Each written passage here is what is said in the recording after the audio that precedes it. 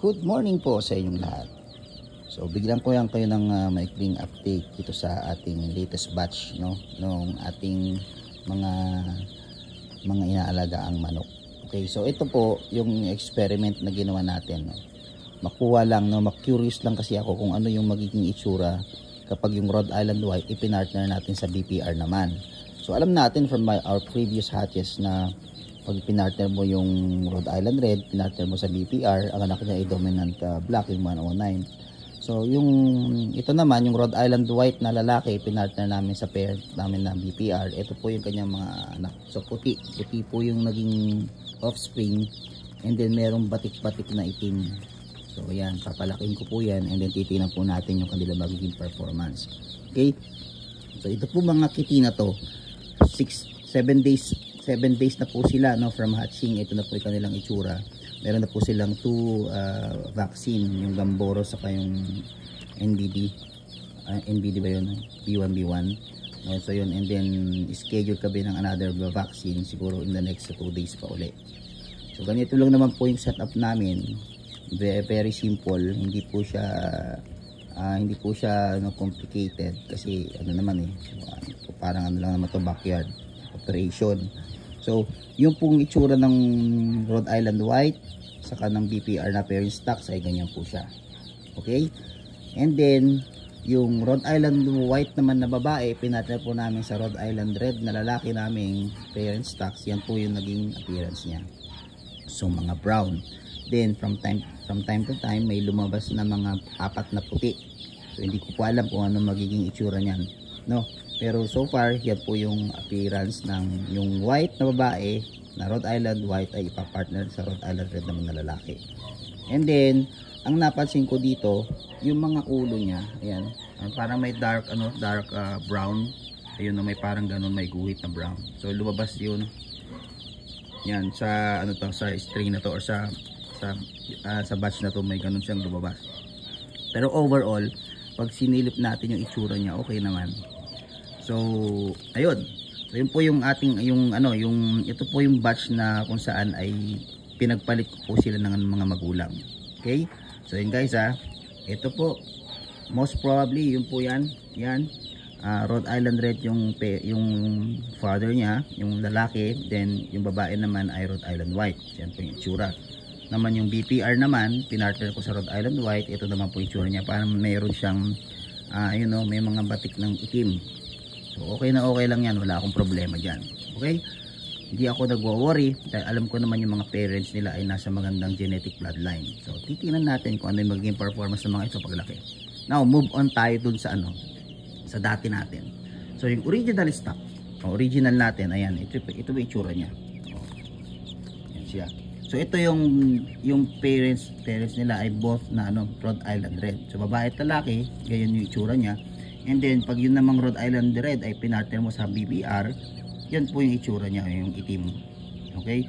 So for marketing purposes and aesthetic purposes, mas gusto kong dumami kasi yung brown, kasi yun po yung in demand. So nag-a-adjust ako ng mga kiti or yung magiging output nila. So mas mabilis pong mabenta yung mga brown, kaya nga po nag-experiment tayo na mag-change sila ng mga partner para maiba yung kulay. Okay, kung gusto niyo po makita yung 3 months or magwa 1 month na Rhode Island White na pure, eto na po sila. Boom, ayan. So ito, nasa carport lang siya, hindi siya, kasi i-obserbahan nga natin, under observation sila. So yan, hindi pa tayo nakapagpakain. So ito na po yung mga 1 month. Okay, yung mga white po na yan, yung kabilang mga parents ay pure po na Rhode Island White. Sa Rhode Island White yung lalaki at babae. Then ito nga sinabi ko sa inyo kanina, yung kanilang magulang is BPR, tapos Rhode Island Red naman yung tatay nila. Yan, itim po yung pong itim na yan babae. Pag yung bulik, yun naman po yung lalaki. So ito na yung usually na natin, na pinoproduce natin sa ngayon. And nagbabago tayo ng parenting, yung matching niya para mas mag-improve yung output ng color.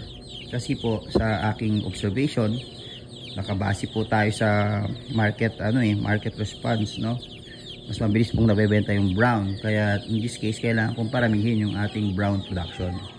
At sinwap-swap ko po sila para makapag-produce tayo ng kakaibang kulay ng mga manok ng pang free range. So yan po yung update ko dito sa ating mga mga inaalagaan kitty, no? So same pa rin yung ating brooder. Hindi pa rin natin binabago. At ayun, nasa stage pa rin kami ng pagpaparami ng flux farm.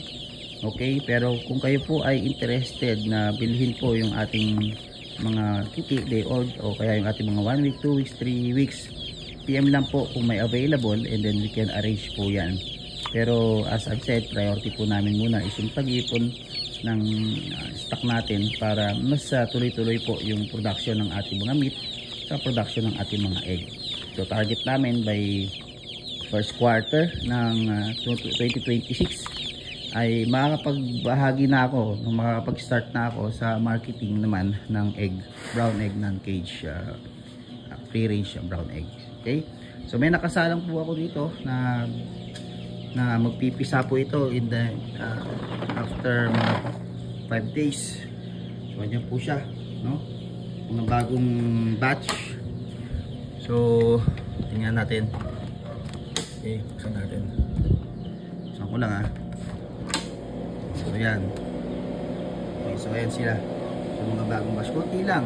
Kaya nga since every 10 days po ay nagsasalang na kami, no, inactivate namin yung aming old na incubator, yung stand-alone, mas kukunti.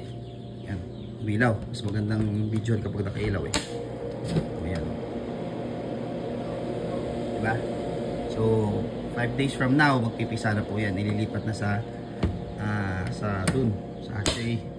hatchery incubator. So dalawa naman yan, may hatchery tayo sa may incubator. Usually sa 17 days, 18 days sa incubator, saka po siya nililipat sa hatchery para dun siya magpisa dahil magkakaiba po ng humidity requirement po yan, no? Then ito naman yung bago. So ito na ginamit na natin, yung binili ko sa Shopee.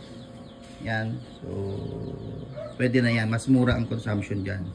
Okay, so yun lang ang update sa ating mga pagmamanukan. So silipin uli natin yung ating mga white dito. Nakita natin yung kanilang sigla, no? Mas malalakas po itong mga white, guys. Ito naman yung ating brown. So okay na, satisfied na ako. Ganitong ratio ay pwede na itong paramihin. At siguro mag-i-stick na ako sa ganitong combination. And then kung sakasakaling gusto ko magkaroon ng bulik na na manok, isuswap ko lang yung kanilang magulang. Okay, so yun lang. Thank you. Nakita-kita po tayo muli sa next video natin. Bye!